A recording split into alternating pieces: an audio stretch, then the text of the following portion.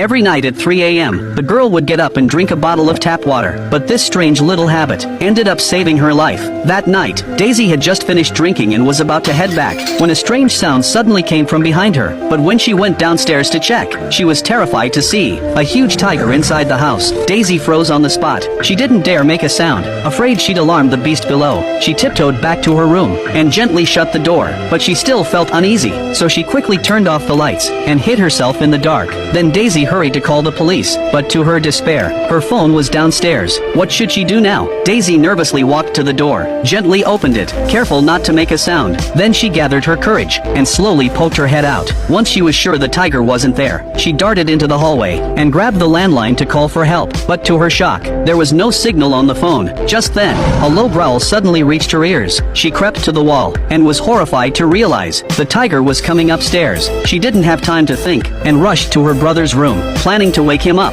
But to her horror, the bed was empty. Daisy searched every corner, but found no trace of him. A bad feeling rose in her chest. Thinking her autistic brother might be downstairs, Daisy panicked and had no choice but to sneak back down. But it was eerily quiet. She looked around. There was no sign of him. Daisy crept to the wall again and carefully poked her head out. Once she was sure it was safe, she gathered her courage and dashed into the laundry room. Then she searched frantically. Soon she found her phone in a pocket. Daisy quickly dialed for help, but to her despair, even her phone had no signal tonight. No matter how she tried, there was never an answer. Just as Daisy was at a loss, she suddenly heard fast footsteps nearby. Daisy thought it was her brother, so she gently opened the door, tiptoed out, and softly called out, but who would have thought that tiny sound didn't call her brother? It drew the tiger over. Daisy was terrified. She ran for her life, but when she tried to open the door, she froze in place. Despair flooded her heart. She turned and ran to another door, but to her shock, it was also nailed shut. Daisy was completely desperate. She slammed her body against the boards, trying to vent her fear, but no matter how hard she tried, the door wouldn't budge. Instead, she caught the tiger's attention. Daisy heard a roar and quickly hid in the kitchen,